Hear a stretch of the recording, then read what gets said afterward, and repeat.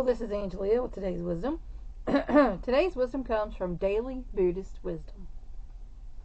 An act of meditation is actually an act of faith in your spirit, in your own potential. Faith is the basis of meditation, not of faith in something outside you, a metaphysical Buddha, an unattainable ideal, or someone else's words. The faith is in yourself, in your own Buddha nature. You too can be a Buddha, an awakened being that lives and responds in a wise, creative, and compassionate way. And that's by Martine, Batchelor in Meditation for Life. And that's true. Because, when you're meditating, you're thinking about, positive, good things, hopefully, and you're thinking about yourself. You're wanting to improve yourself, your spirit, your mind, your heart, your body even, to a certain extent. So, you have to be thinking about yourself, as a being and want to improve yourself. You do have potential. Everyone is born with a certain amount of potential for whatever they're born to be doing. But if you don't ever tap into that, then you're never going to do anything. When you're getting in touch with yourself, your inner self, you're finding out what you have the potential for, and then you can implement that out in your life. Meditation can help you think about, who am I? What do I want to do? And of course, when you're meditating, you're not supposed to be having those thoughts. You're supposed to be clear in your mind. But it does help you to get in touch with yourself, your inner self. When you're meditating, some people do meditate on, wanting God to give them a word. I've done that. And some people do. So, it doesn't always have to not be, not getting in touch with a higher power. Sometimes it can be. Sometimes you can say, God, what do you want me to do with my life? I've done this, I've done that, and this other thing. And now I'm hitting a roadblock, and what do you want me to do? So sometimes, you can do that. I used to meditate when I was a kid and didn't even realize it. I called it concentration. I would go listen to music and close my eyes and just kind of, let that wash everything away of the day. Sometimes you're just kind of born to a thing and you don't even really understand it. Some people's desire is to attain Buddhism, to be like the Buddha. I think he was probably the one guy, who was going to have perfect mental enlightenment and clarity. I think he was the example, because I know Buddhists and I know regular people who are not Buddhists, and not that there's anything irregular with being a Buddhist, because there's a whole lot more of them in the world. But it's hard. It's hard to clear your mind of any chatter going on in there, and get that state of complete meditation. So, and if you've ever tried to do it, then you know exactly what I'm talking about. And again, don't set yourself up for failure. Don't be fixated on an unattainable goal that is going to let you down. Me and my doctor, I went to the doctor yesterday, had my checkup. It seems good, but I got to get my blood work results and everything yet. Yeah, they sucked my blood out and everything. Owie. But had to pee in the cup, all that fun stuff you do when you go to the doctor. But I've been wanting to lose some weight, because at the beginning of the year, after New Year's, and I weighed myself on a scale at my in-laws' house, and I weighed 228, and I was like, oh my God, that's 5 pounds more than I was, when I went to the doctor 6 months ago. So I was like, okay, well, this has got to stop. I'm going to make sure I exercise every day like I'm supposed to. I'm going to cut out, I'm going to get, fat-free stuff, sugar-free as much as I can, and try to eat healthier. My husband loves comfort food. I like comfort food. Who doesn't? That's why it's called comfort food. But, so I've been working hard, trying hard, and, I can suck my gut in now. I can suck it in. And I've got some definition there at my waist. And I was telling my husband, I was like, man, this is going to be a great doctor's visit because I know I've lost like 20 pounds or more. And then I get to the doctor's office and get on the scale, and I've lost 4 pounds. And I told my doctor, I've been, knowing him for like 37 years. I told him, I hate your scale. And he said, we put weights on it. And I was like, I believe it. But, so,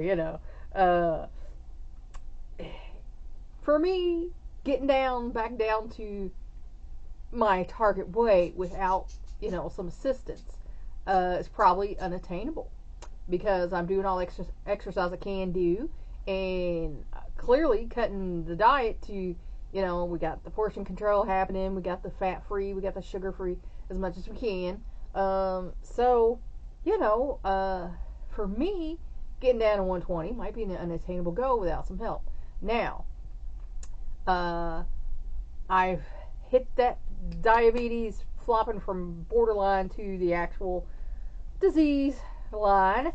So we're talking about, he really wants to put me on, Ozempic. I'm scared to death of that because I've heard, hundreds of stories about the problems.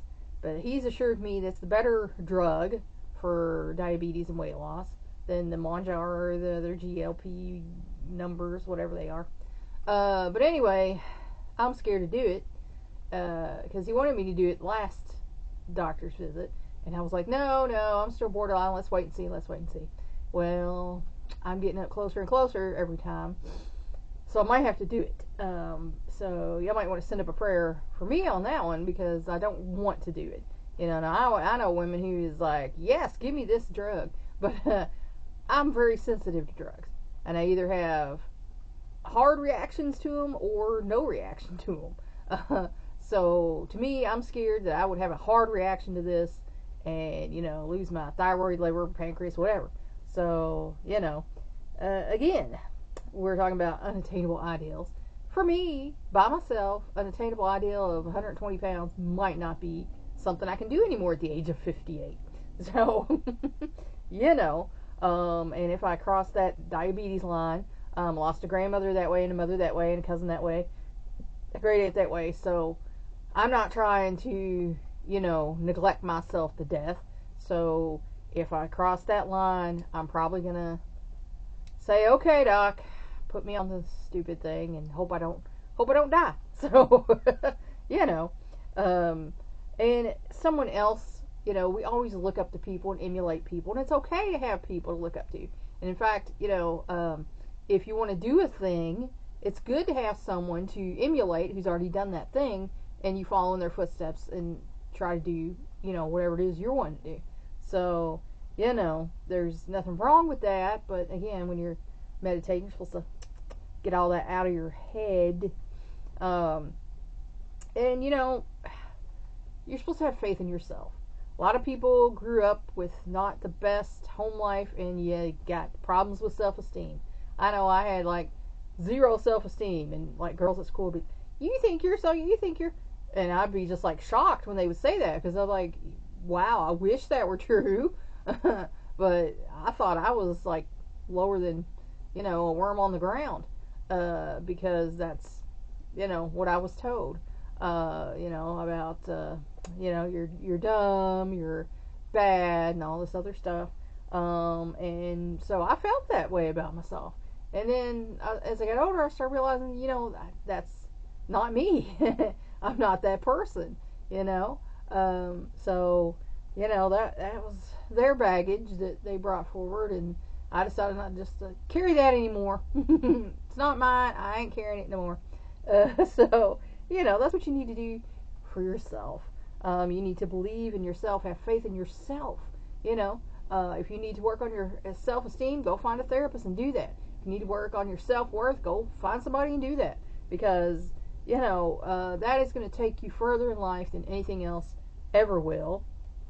And you can find your own Buddha nature, your own center, your own self, where you know that spiritually you're right, mentally you're right, emotionally you're right, and physically you're right where you need to be.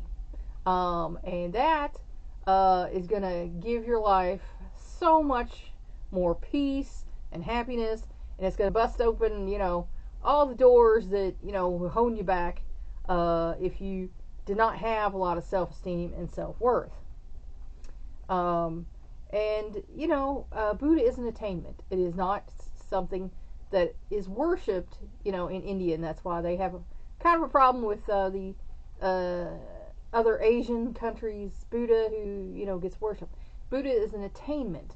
It is a state of mind that, you're to attain. There's some differences, even in Buddhism, like we have in Christianity. You got this group and that group, and they don't like each other, and this group says this was right, and this was... So in Buddhism, we got the same thing going on. So, but it is an attainment, a state that you work to attain. It's not always worshiping Buddha when you are learning Buddhism. So, it helps to, not be ignorant of what you're dealing with. There are people now who criticize other people for being woke. Yeah, that is stupid. That's like the little kids in middle school who make fun of you for being a goody two-shoes.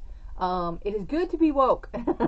That means you give a crap about your fellow man and woman and whoever else. So these people are saying it's bad to be woke. You're ignorant. Yeah, okay, sorry, you are. You're caring about your fellow human being, and responding to your fellow human being in a decent way as a decent human being is good. So if anyone else is telling you something different than that, I just told you the truth. It's good. So, growing to be a wise person is a good thing. Being creative, expressing yourself through creativity is a good thing. It's a good outlet for your emotions. And being compassionate is a good way. Because you would want other people to be compassionate towards you. Again, back to the golden rule, do unto others as you would have others do unto you. And again, think about WWJD, what would Jesus do? And if it's not something he'd be doing, then you probably shouldn't be doing it either. So having compassion for your fellow human being is also a good thing. It's not a bad thing, and a thing that, make fun of. If you're making fun of people for things that they can't help, you're not a good person. And that's a fact of life. So being compassionate towards your fellow human being is a good thing. So, Martine the Batchelor was onto something there in Meditation for Life. Think about it. Please like and share this wisdom so we can spread it around the world. If you want to help me out, subscribe to my YouTube channel. If you want to help me out even more, go to my Patreon page and become a patron. The link to that is in my posts. Thanks for watching. That's all for now. Until next time.